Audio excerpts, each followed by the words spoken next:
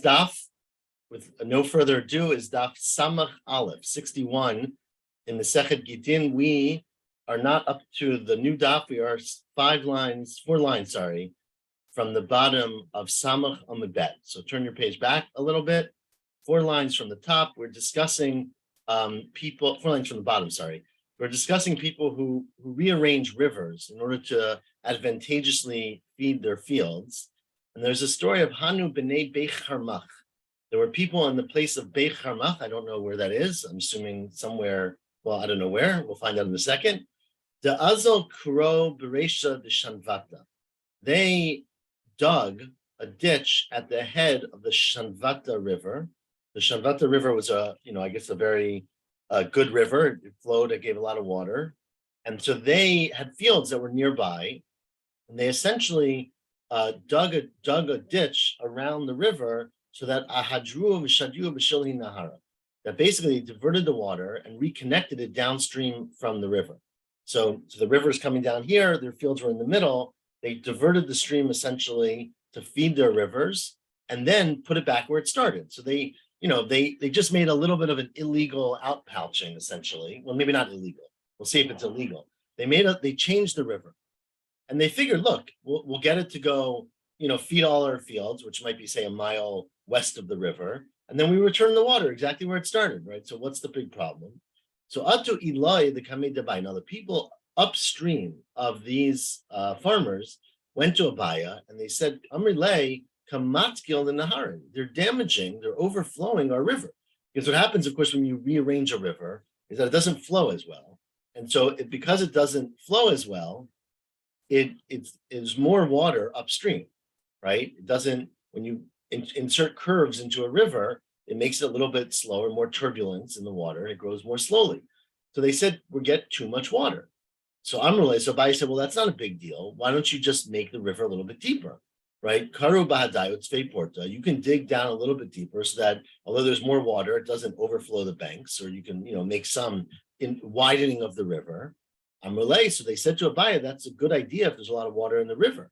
But when the river dries up during the dry season, then because you have a wider riverbed or a deeper river, less of the water is going to go up to the top, and kayav shiperin, it's going to have a lower water table, and our fruits are going to become dried out.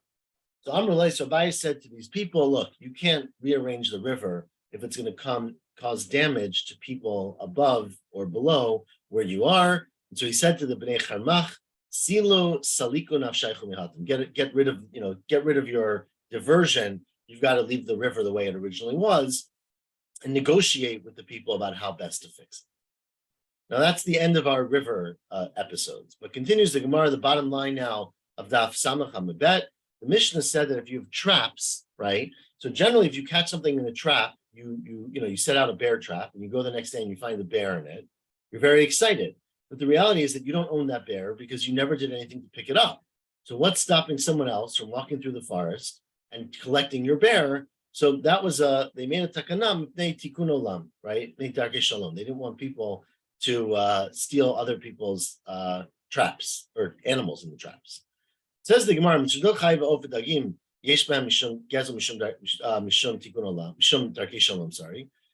the Gemara, the last 2 words, uzli v'uhari, and these kind of traps called uzli and uhari. Uzli and uhari, Rashi explains, are these kind of traps where basically there's an inside, it's a net or it's a container where the animals fall into it and get trapped into it. So there, top line of now Daf Samach Aleph, Kuli Amalo Pligi, everyone does not disagree that the one who made the trap owns the animal. Because since you made this container and the animal fell into your container, you essentially acquired the animal once it fell in, right? However, Kipligi, which is very common, the lechi v'kukiri. When you have a lechi, which Rashi explains means like a fish hook, right? So or kukiri, which is another kind of trap where you basically put out sharp things and animals get trapped in them, but they don't fall into something. There's no beit kibul. There, essentially, you never acquired the animal, and in theory, anyone could come and steal it. But the rabbi said that was a bad idea because it would lead to a lot of disagreeable situations. Continue the Mishnah. The next case we had was Cher Shota V'Katan. Mitziat Cher Shota V'Katan. Right, you have a little kid or a person who doesn't have dot who finds $10,000 on the sidewalk. They cannot officially be kona that. right? So obviously there will be people who take advantage of those who don't have the same intelligence to convince them to trade their $10,000 for, an ice cream cone or something. So that is considered to be gezel, mitnei darkei shalom. And Rav Yossi said it's gezel gomer. Now, Amr of Chisda, it doesn't really mean gezel gomer because it's not gezel gomer. It's not real stealing because they don't really own it. But it's gezel gomer midivreihem. Rabbanan said it's the equivalent of gezel gomer. Says, well, what does that mean? What's the difference whether it's gezel gomer midrabanan or darkei shalom? Either way, you can't do it. My nafkamina, lotzio b'dayanim. Big difference is, can you go to court or not? Right? So it could be that they said not to do it, but if you're not a nice person and you steal from kids, there's no way, there's no recourse, right? They can blacklist you, they can put your name on the, on the wall of shame, but they can't take it back from you. But if you say it's gezel midrabanan, it means the Rabbanan made it as if it's gezel, and you have all the recourses if you stole something from someone else. And you can take it out, you can go to court, and you can get it back. The next case we had was Aniya Menakef Rosh Hazayit. Right, you have an olive tree that's hefker, it's growing in the middle of no one's property, and you have a poor person who's trying to collect these olives. So what they do, of course, is they climb up the tree and they start banging out the olives, so they fall down or knocking down the branches and shaking the branches. The problem is that someone can show up under the tree and just pick up all their olives because they didn't actually own them yet. So again, they prohibited that with darkei shalom. Tana, the Braita says, however, im liket v'natan biyad harei gezel gomer. Right, if the ani actually goes and picks the olives by hand and then drops them on the ground, the fact that he picked them up by his hand, he was kona them. They're his now. And then if he dropped them and someone picked them up, that's really stealing, right? So be careful. You have to ask the ani when you're about to steal his olives, right? Did he just knock the tree so the olives fell, which would mean that you in theory could steal them, in theory, or did he actually pick them by hand? In which case, of course, you cannot take these olives because they're already owned by the ani. Now, there was a story. It was a very funny story. Rav Kahana havi ka'azal lahutza. Kahana was going to Hutzal, right? We've had the city of Hutzal many times. It was a big city in Bavel. So he was on his way to Hutzal. He was, 3 or 5 miles outside the city area. And Chaziel Gavra Davishadi Ufya Kanatrin Tamri. He saw exactly this happening. There was a tree, again, in the middle of nowhere, so it's a hefker tree, and it was a date tree, tamri, palm tree, right? And this person was throwing shadi ufya, means he was throwing sticks at the tree to knock down the tamarim, right? It's very hard, obviously it's very hard to climb a palm tree, right? So he was trying, they didn't have very good ladders, so in the public, I guess. So he was throwing a stick to shake the branch so that the tamarim would fall. So Azal Kamanake Vacha. So Rav Kahana was very hungry, and he said, "Oh, great! There's a bunch of dates on the ground." He picks them up and he started eating them. So now it's very unclear why he did this, right? Because in our Mishnah it said, on our Mishnah, I'm not sure what the question has changed. Let me finish this thought and then I'll try to address it. So in the Mishnah, right, it said that you're not allowed to eat these things because of darkei shalom. So the question, of course, is why was Rav Kahana, right, doing it, right? We have no idea exactly why Rav Kahana was taking this fruit if you're not allowed to eat it, b'nei darkei shalom. So Tosas has a pshat that maybe he was of the opinion that this person really wasn't knocking down the fruit because he wanted to eat it. He was trying to knock down branches from the tree because he wanted the branches, or there was maybe some other goal there. But either way, he started eating them. Amrle. Now the ani said to Rav Kahana, wait a second, Chazimar wait, you hold on. These dates didn't fall when I threw the branch at the tree. I actually picked these dates by hand, or I picked them up and then put them down. So they're mine. You can't touch them. Rav Kahana realized that this poor person knew the halacha of our Gemara, that if you actually pick it up, you basically own it, and no one else can steal it. And Amrullah, he said to him, I see them, mida'atre Rabbi Yoshio. You come from the neighborhood, from the city, which was Hutzal, of Rabbi Yoshio, and basically you've paid enough attention, right, that you know these halachot, and you are a baki, as Rashi puts it, you're an expert in the dinim, and Kariya Lev, it's tzaddik yisod olam. They read it, he said about Rabbi Yoshio, that he's a tzaddik who forms the world, meaning he doesn't just have an impression on himself and his teachings, but even regular people, Amaratzim, or I don't know, Amarat, it's not a negative tone, But regular people are not students in the Beit Midrash are able to learn the halacha because of the influence of Rabbi Yoshio. James, what was your question about Peah?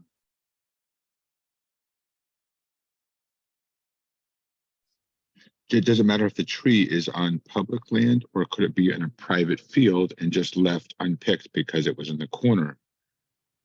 It could be. That's a good point. I mean, Peah in general we think of as grain, but midrabanan, I think. But I guess it could be the same thing. The problem with private land, yeah, I guess as long as it's hefker, it would fall into this category. So it doesn't have to necessarily be public. Continued the final part of our Mishnah, last Mishnah at least, was Eimim Machim Biyad Aniyei Nachrim. You don't protest when poor people come to collect from, you're giving out free meals. You don't say only Jews can come. If the Aniyei Nachrim come, you give them leket chicho peah mipnei darkei shalom, even though there's not a requirement from the Torah to provide leket for non-Jews. It is something you do because of obvious darkei shalom, something, of course, today is very well understood and appreciated, I hope. Tanur Rabbanan says the Braita, it's the Tosefta, Farnesim Aniyei Nachrim Im Aniyei Yisrael. You are supposed to provide sustenance for poor people who are non-Jews when you're providing for poor Jews, for poor people who are Jews, then you're not supposed to discriminate in providing parnasa. You're mivakrim cholei nachrim and cholei Yisrael. If you're doing bikur cholim, then you're supporting, not so clear exactly what bikur cholim means here, but if you're going out and you're doing a charity and you're supporting things, you should include everyone. You cannot differentiate between cholei. You shouldn't differentiate between cholei Yisrael and cholei nachrim. Bekorim meitei nachrim and meitei Yisrael. And you should bury, if you're going out to bury people, let's say, Rashi points out, not that you bury them together, right? But like, let's say there's a war and you're going out as the Jewish Chaver Kadisha to collect the bodies afterwards, to bury them. You shouldn't pass over, this one's Jewish, this one's not Jewish. The proper thing to do with Darkei Shalom is to treat everyone equally. And that is the principle. Of course, this is because some Jews live among non-Jews, right? This has become very widespread in terms of how we practice many behaviors, but the Braita is pretty clear, that your Darkei Shalom, you should essentially give all the kind of social benefits that you give to Jews to non-Jews. Continues the Mishnah, without getting into that conversation too much.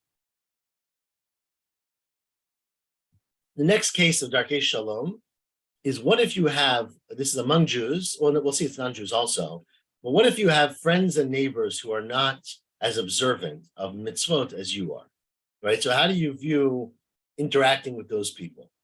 So the big question, right? Can you lend a neighbor who's Jewish your car if you know they're going to drive it on Shabbat, for example, right? That's what our Mishnah is going to discuss. They don't use car as the example, but we'll see how the case is. So says the Mishnah, Mash'elet isha lechaverta chashuda al-ashmid. A woman has a friend, a neighbor, let's say, who is not observant. We'll see what that means in the Gemara a little bit, but is not particular, let me say, on keeping Shemitah, right? So she may have fruits during Shemitah that are not appropriate, either midrabanan or doraita. So she might have grain that she went to the store and bought, didn't care about Shemitah or didn't follow the rules. And she asks you if she can borrow a pot, right? Says the Mishnah, you can lend her a pot. You can lend her a rechaim, right? Nafa, which is a sieve, right? A nafa is the thing that you bang it with, actually, right? You winnow it. Kvara, which is the sifter. The sifter, right? Rechaim, which is the grinder. Tanur, an oven, right? You got a little portable oven.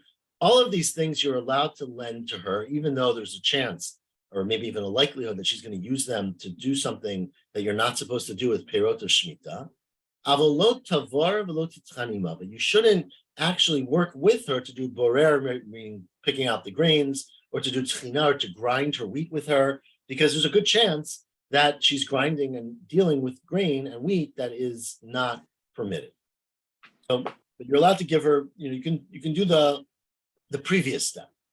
Eshet chaver mashal eshet amaretz. Now let's say, remember there was categories that were very important called a chaver and amaretz. Of course, there's a lot of gray area between those two, but a chaver is generally viewed as someone who is, I don't want to use current terminology, but keeps all the halachot fastidiously, right? So meaning takes off truma and maaser and peah and things like that, not peah and orla, sorry, and things like that, and tuma and tahara.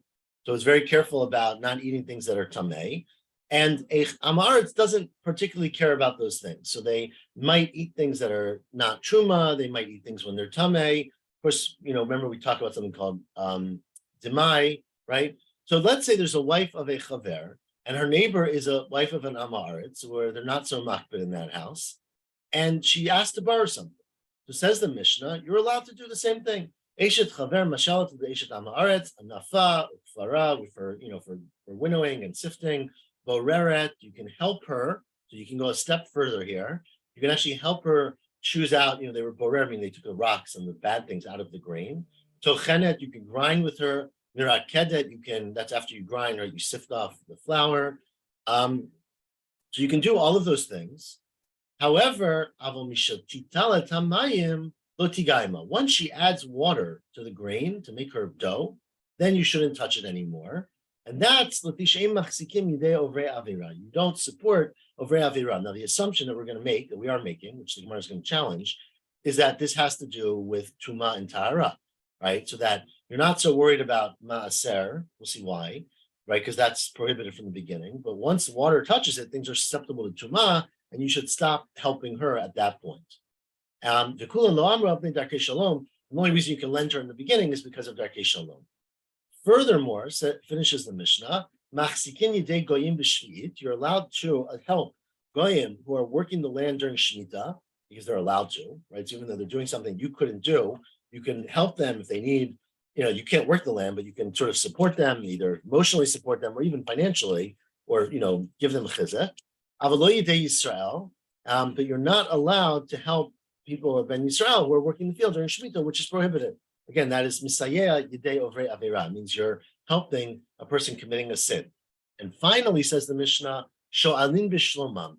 You can always ask people how they're doing and provide shalom and support, even non-Jews, especially in this case non-Jews, because shalom, because it would be rude, it would be not peaceful to be unkind to them. So even when you say, even it's on their holiday, even when they are celebrating their idols, you can give them greetings.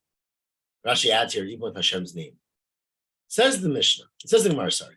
Ma'ishna Reisha u'ma'ishna Sefer. Remember the first case in the Mishnah talked about Shemitah, and it said that a woman can help her friend who's chashud on Shemitah to do the sifting and the grinding, but not doing any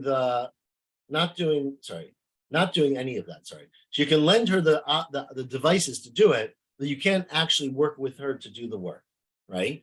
But then when it's talking about Am Haaretz, a woman who's Am Haaretz, we'll see what that means. You're allowed to help her, but once there's water, you're not allowed to do it anymore, right? Once you mixed it with the water. So says the Gemara, what's the difference between the two cases? Why is one case you can do more actions than the other case? Ma'ishna Reisha or Ma'ishna Seifa. Amar Abaye says, Abaye, look, in the Reisha, we were worried about Shemitah. And this woman who you're talking about helping, and it has nothing to do with the woman, of course, right? This person you're talking about helping is chashud Shemitah. You can't help them you can't physically get involved with them. You can lend them the objects to do, they can do whatever they want with it, but you can't physically get involved. But the second case was talking about Am Haaretz, and the question was about Ma'aser. And Rov Amei Haaretz, Amar Abaye, Rov Amei Haaretz Masrin Heim. Remember, Am Haaretz is chashud, but most of the time they do it, right? And most of the time they are taking Ma'aser. Sometimes they don't, right? So obviously, if you get it from Am Haaretz, you're supposed to take it a second time. But because most of the time they do it, you're allowed to go further in the way you help them. Rava says, no, I disagree with that pshat. And I think here in Am Haaretz refers to the Am Haaretz of Rabbi Meir. Hachav Am Haaretz to Rabbi Meir, which we're about to quote in a bit. Rabbi Meir holds that Am Haaretz is someone who doesn't care about eating things b'tahara, meaning they are tamei, even regular things, right? They are tamei, and they don't care. And tuma v'tahara d'Rabbanan. Now, of course, a Yisrael, not a Kohen, but a Yisrael eating things with tuma and tahara is only d'Rabbanan. So therefore, the whole prohibition of giving them food as an Am Haaretz is only because we're afraid that they're going to eat it when they're tamei. They don't care. That's only an Isser D'Rabbanan, and therefore you can go further. You can actually be borer, you can sift her flour, you can grind her flour. Just once they put in water, then you can't be involved. The Tanya. And where does Rabbi Meir say that? As the Braita says, Ezahu Am Haaretz. What do we mean when we describe a Jew who's quote unquote an am aretz, meaning the classification. That's kol she'eino ochel chulan chulav b'tara. The person who doesn't eat food when they're tahar, meaning even chulin. Remember, truma you have to eat when you're tahar, or else you chayv mita. But chulin you don't have to. But drabanan they said you should do it, and that's an am aretz if you don't care about that. Divrei Rabbi Meir. The Chachamim omrim kol she'eino maaser perotav. Chachamim say the regular definition, which is that it has to do with maaser.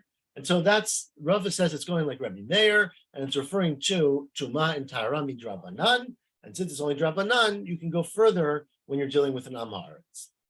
Ask the Gemara 1 second. Hamidiktani seifa, right? The second part of the second case of the Mishnah said, Mishet tital et hamayim lo tiga ima. Once you put the water in, you shouldn't touch the dough with her. That implies michlal de reisha lav b'tuma v'tara astina.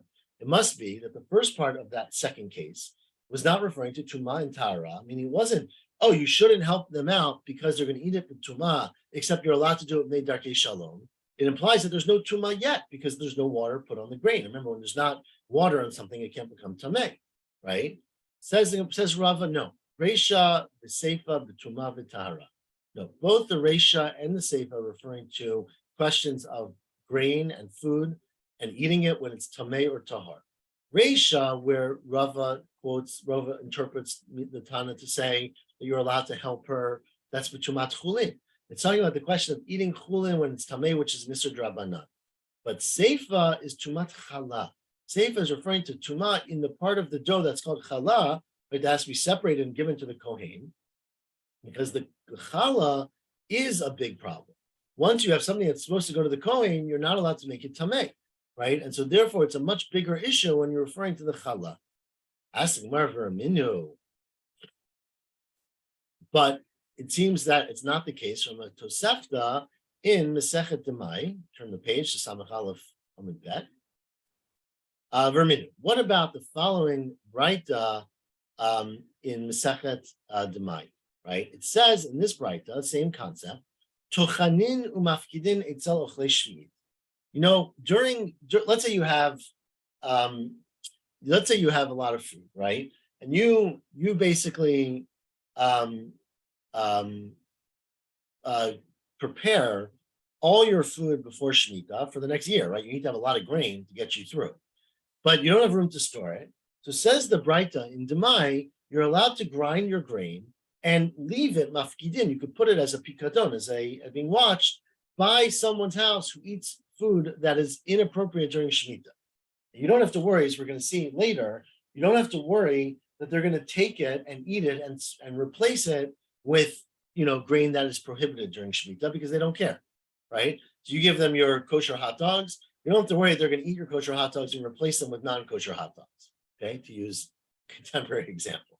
You're allowed to do that. And the same thing is true on Eitzel Ochlei Perotem B'Tumah. You could do it by someone who eats Perot B'Tumah, meaning you can give them your Perot that are Tahar and say, I'm coming back in a week.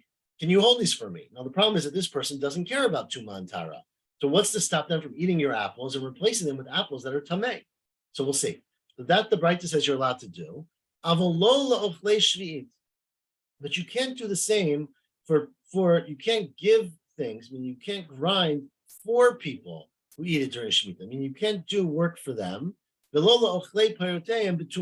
you can't do it for people who are ochel pertem b'tumah, which is basically what our Mishnah said, meaning you can't help them do their work because you have to assume that they are doing something inappropriate, but you're allowed to give them your fruit to watch, and you don't have to worry that they're going to replace it, right? The problem with this, of course, is that according to Rava says, right, that you're allowed in the beginning of the Mishnah to work with an Eitzel Ama Aretz, even though she's chashud on Tumah. And this Braita makes it sound like you can't give it to her if she's chashud on Ochlei Perotem B'Tumah. Amar Abaye says Abaye, well, I can answer it for Rava. Of course, Abaye disagreed with Rava, but I can answer it for Rava. Hatam, in the case in Demai, it's referring to Kohena chashud lechol Truma B'Tumaskina. There, it's not saying a person who eats grain that's tameh, even though it's chulin, which is an Isser Drabanan. It's referring to a really bad person in this regard, who will even eat truma that's tameh, which is an Isser Doraita, the Truma Doraita. So in that case, because it's a person who's really chashud on Truma Doraita, you can't even work with them right? It's like Shemitah. You can't even help them sift their flour, do anything, because you're afraid that they're going to then, you're being misayeh, you're helping and oved aveira, someone who did something wrong.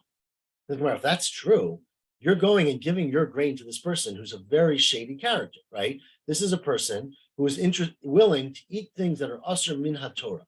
So how could you give them your grain to watch? How can you trust them? Yachi mafkidin. How could the Braita say you're allowed to give it to watch? There's a whole nother Braita that says mafkidin truma ito Yisrael amaretz. Let's say you have truma, you're Yisrael. Let's say it doesn't matter, but let's say you're Yisrael, and you have a barrel of truma, and you haven't found the coin to give it to yet, and you're going away for a week, right? You don't want the animals to get it. So you go over to an Amaretz and you say, can you watch this truma for me? Don't touch it, please. You're allowed to do that. You can trust that he won't touch it. But below Eitzel Kohen Amaretz, you're not allowed to give it to a Kohen who's an Amaretz. Why? Because the Kohen Amaretz is Libo Gaspa. A Kohen Amaretz is going to touch it, right? The Yisrael will say, oh, it's truma. I'm not religious, but this is holy stuff. I don't want to touch it, right? But the Kohen is someone who's allowed to eat truma. He doesn't follow the rules, and he might eat it even when he's tamei, and therefore you can't even give him the truma. So it seems that if a person is chasher that they are actually going to be over the isser, you can't give them the thing to watch. So how could you give this grain or this peirot to an am haaretz who is chashud on eating truma b'tuma? How can you give it to them to watch? Amar Rabbi Lai, well, because you have double sealed, right? Hacha b'mayaskinan. This is referring to a case of a kli cheres, mukaf tzamid patil. You have an earthenware keli that has a very tight seal on top of it. And remember that we've learned many times, and the parsha we just had it recently, right? That if you have an earthenware kli, there's no tuma on the things inside of it unless you open it up, right? And it's tuma inside. So therefore, you give it to him to watch, you seal it, and he can't do anything. He's not going to crack it open. If he does, you'll know. As says Gemara, that's great about tuma of a kli. But what about tuma of hesed? Remember, tuma hesed means a woman who's a nida or a zava or a man who's a zav.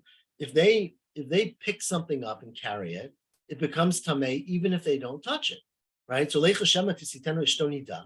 Maybe his wife will be a nida or someone will be a zava in the house, and they'll actually lift this thing up. Ella, again, so how can you give it to an Am Haaretz to hold if you really don't know that that they're not trusted? Ella Amar Rabbi Yirmiyah, says Rabbi Yirmiyah, I have a new explanation. Lo kasha, it's not a contradiction between the cases. Kam de perot shehuchsharu, kam de perot shelo huchsharu. The reason why one Braita says you can give your fruits to an Am Haaretz to watch, and another Braita says you can't, depends on whether the perot can accept tuma. If you recall, that fruit, remember the pasuk says, if you don't put water on zerua, right, shelo yizarea, it doesn't become tamei. So once you pick your apples from the tree, if someone tamei touches them, they don't become tamei. They only become tamei once they are muchshar, they are prepared. And the way a food becomes prepared to become tamei is by becoming wet, right? So once something has touched water, it can become tamei. Until then, it cannot become tamei.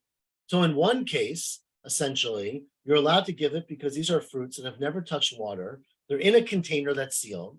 So you're not worried that the non-observant person is going to put water on them. You can give it to them to watch because they don't become tamei. Even if ishto nida, they wouldn't become tamei because they never had water put on them. But the case where we said you're not allowed to give it to a person to watch, that is a case where they were huksharu, where the fruit was mukhshar and it was therefore susceptible to tumah, and that's why you're not allowed to give it to someone who is not going to observe the halachot, because you have to worry that they might take your food that's good and replace it with some other food that is tamei. That's one concern, or that they will make your food tamei. Veramindu, now ask the Gemara. Finally, one more question on this question. We are trying to think where we are. 14 or so, 15 lines maybe from the top of Samach Aleph Amud Bet, the middle of the line actually. Veramindu. We asked a question from a Mishnah in Demai, right? We just quoted a Braita from a Tosefta from Demai about what you're allowed to do. The problem is that there's a Mishnah. What does the Mishnah say in the third paragraph of Demai? Hamolech chitin l'tchon kuti, right? Let's say a person is taking their grain to grind them in a grinder owned by a kuti. Kuti are not essentially non-Jews, or they're midrabanan, they're non-Jews, let's say. O l'tachon am haaretz, or to a grinder owned by am haaretz. Remember, am haaretz again is a person who's not careful about halachot of maaser and maybe tuma, right? Says the Mishnah, Harei elu b'cheskatan l'maaser u'l'shviyit, right?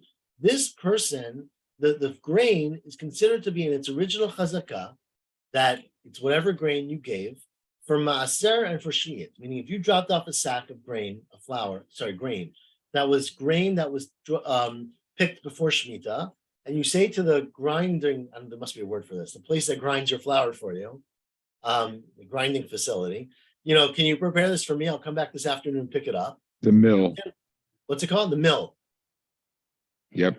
Yeah, that sounds much more appropriate than the grinding facility. So you go to the mill, you drop it off, you pay your money, and you put your name on the sack. And the afternoon you come back and there's beautiful flour in your sack. You can assume it's the same flour. They didn't replace the same grain, right? They didn't replace it with non-maaser or non-shmita grain. Avalola tuma, but you're stuck for tuma, right? So you can't do, because you have to assume that they might have made it tameh. So you see that you have to worry about tuma, but not shmita. Well, that's not a question at all. Everyone in this room knows the answer. Hi, my rumya. What's the question? We just explained the reason why it said in one case you have to worry about tuma, and in one case you don't, depends on whether the food can become mekabel tuma, right? Lav ukimne b'perot shelo huksharu.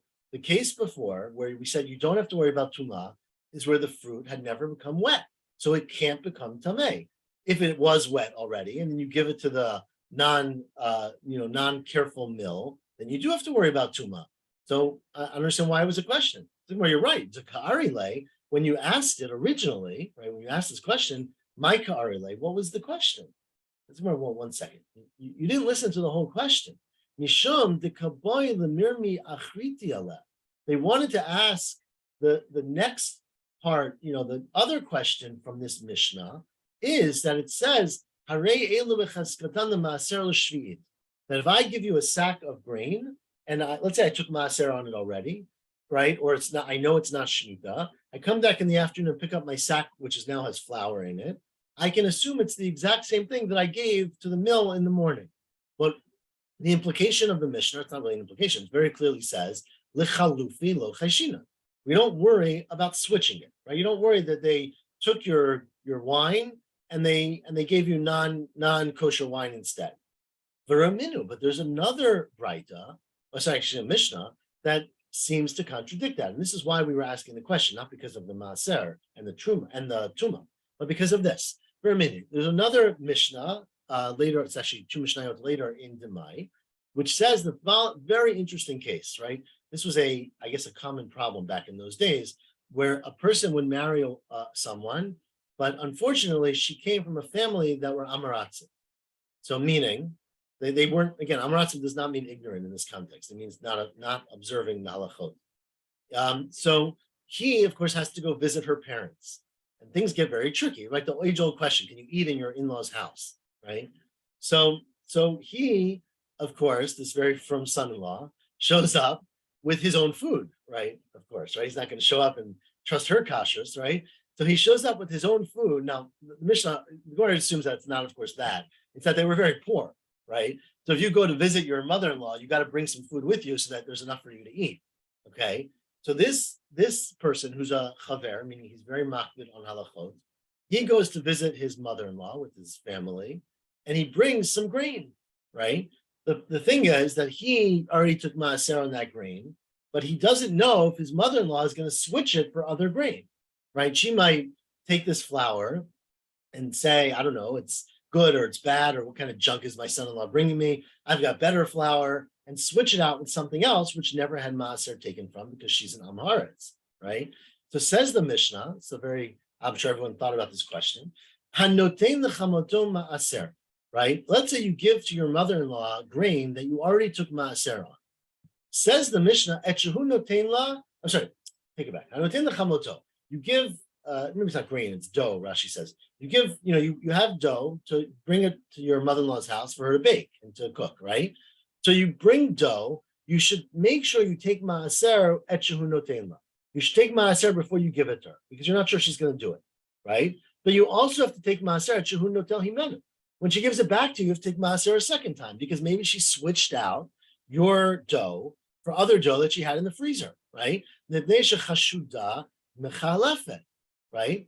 You have to worry that she's going to that she's going to switch it out because she is worried, says the Mishnah, that his flour, his grain, his dough is spoiled. Becoming spoiled, right? Of course, she doesn't trust her son-in-law the same way he doesn't trust her, right? She doesn't trust him about his quality of his food, and he doesn't trust her about her taking maaser.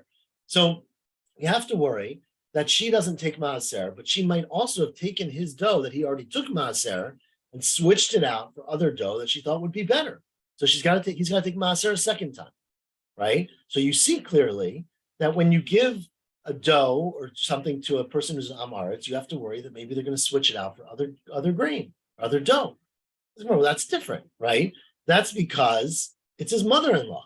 Hadam kedik tani tama. The Mishnah says the reason, right? Which is Amar Rabbi Yehuda rotzehi b'tekanat pita.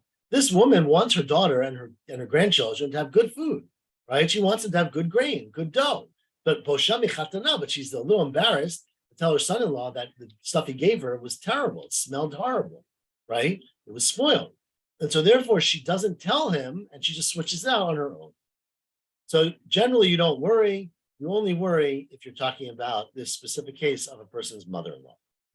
Says the Gemara, whoa. Is that true that you generally don't have to worry that a person will switch out the food you give them for other food that is maaser or not maaser, or shmita or not shmita? What about the following case? Well, it's not. We have another Mishnah. This is the in-between Mishnah in Demai, in the third parak, which says, Hanotein the pundakit. You give food to the pundak, right? The inn, the bed and breakfast you're staying at, and you bring, I guess it wasn't a bed and breakfast, right? You maybe have to bring lunch, and you bring your food, and you say to the person, the woman who runs the place, can you put this in your fridge or whatever their equivalent was, and I'll eat it later today. And so says the Mishnah, you can give food if you're giving food to the pundakit. Maaser et shehu notena. You should take maaser before you give it to her, because you don't know if she's going to take maaser, assuming she's an amaretz. Ve'et shehu notel himenu.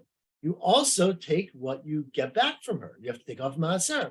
Nipnei shemichalefet, because she's gonna maybe switch out your piece of chicken for another piece of chicken, or your bread for another loaf of bread. So you see the same problem. She's not your mother-in-law, right? Says the Gemara, well, it's true. She's not your mother-in-law. But Hatam Moria, she is going to be Moret. Rashi understands this very nicely. That she is Moret, that she paskins, basically. She decides, Amran, she's going to say, wait a second, this poor guy, she refers to a student, a Talmid Chacham, right? He's bringing me 3-day-old pitas because that's what he has. Let me take those and put them aside and give him the fresh ones, right? Bar Rav leichel chamima, ana echel karira. Let the Bar Rav, let the student in yeshiva eat the hot one. I'll eat the cold one. So again, it's not your mother-in-law, but it's a maternal figure. She's going to be taking care of you like as a student. Now, Tosfos understands it the opposite, which sounds a little bit more correct, meaning the way you read it, that she's asking, Barbie, he's going to eat good ones and I'm going to eat bad ones. So she, this guy shows up with beautiful loaves of bread and she takes them from him. Like, I'm hosting him. Let me at least get the good food and give him the old stuff from the freezer, right? Either way, people have a way of rationalizing. And so when people rationalize, we have to be choshed that they're going to switch up the food. But in general cases, you don't have to worry. Ask the Gemara, one last case we'll do. Is it true that you generally don't worry about a person switching your food for some that had truma or didn't have truma? But Tanya, there's another braita which says, 4 lines from the bottom, Eshet chaver tochenet imeshet amaretz. Right, a woman who's married to a chaver, meaning she observes herself the rules of truma and tara and truma, she can grind grain with the wife of an amaretz. Bisman shehi tmeya, if she is tameh, because if she's tameh, we don't worry that she's going to touch things that are tahar. I mean, she's not going to touch, she's a nida, let's say, or zava, she's not going to touch the grain that's tahar. So they're only going to be dealing with tameh grain anyways. and so they can work together. Aval, lo bizman she Torah. When she's Torah, she's not allowed to work in grinding with a non-Eshet Chaver, with an Eshet Am Haaretz. Reb Shimon ben Elazar says, no. Afazman she Tme'ah, lo titron. Even when you are Tameh, you shouldn't grind with her. Mipnei shechaverta, turn the page now, or turn the Amud, notenet lav ochelet. We're worried that the chaverta is going to, even though she's not used to eating, but when you're with someone else, there's what we call social pressure, right? Peer pressure. And the woman's going to say, oh, taste this. Look how nice it came out. And she's going to feel pressure to eat it. And she's going to end up eating something that maybe didn't have truma or didn't have, or was tameh. So now, the question here is, right, who cares, right? If the woman came in with her own grain, which was tameh, why does she have to worry? Why does she have to worry? So says Gemara Hashta, in this case, right, we're worried, sorry, not why do we have to worry, but we're worried that this woman who's grinding the grain is going to actually steal some of it, which is a funny concept, and eat it, right? Because I guess she's not supposed to be eating while she's doing it. So Hashta Mignav Ganava, we're worried that she's going to steal some of the grain, and she's making cookies, and she's going to take cookies while she's making it, which is called stealing, Midoraita. You're not worried she's going to switch, grain that has truma for grain that's not truma? Why aren't you worried? Says Rav Yosef, it's a little bit exaggerated to call it stealing. Hatam nami, it might be stealing, but people don't think of it that way. Because hatam nami, Moriyav Amra, the woman says to herself, look, Tura midisha ka'acha. Right? We have a halacha that you're not allowed to be tachsum shar b'disho. Right? An animal that's working in the field is allowed to eat the fruit. And so people assume if I'm working hard and making this bread and making cookies, I can eat some of them. That's wrong, by the way. They're not really supposed to, unless there's permission. But the point is that it doesn't make her a very bad person because she ate some of the food along the way. She did it because she thought, look, I'm working with this. I'm allowed to do it just like anything else that's working in the field is allowed to take from the food. And so therefore, although she did eat it and did technically steal it, you don't assume that she is going to switch and do something wrong and take the grain from the Eshet Chaver or the dough and switch it for dough from the Eshet Am Haaretz. And so the Gemara concludes for now, we're going to continue this tomorrow, that in fact, you don't have to worry about hachlafa, right? So you can say to a person who's not kosher, let's say, in this case, if that's the equivalent, one could argue if that's the equivalent, right? And say, take this, hold on to my kosher cheese, let's say, and you can trust them to keep it because they're not going to switch it even though they don't observe the same standard that you do, or any standard maybe, unless it's a special case, unless it's your mother-in-law or someone who you're staying at their house and they think they're going to, they deserve basically to do it. But in general cases, it's not a concern. You don't worry about hachlafa. We'll leave it there. We will pick it up tomorrow. Miriam, I think, is that you again tomorrow? Perfect. So 3 lines from the top, where we keep discussing this question of working together with someone who doesn't have the same standards that you have. So Shavua Tov, everyone. Thank you. Have a great day. Shavua Tov. Great week.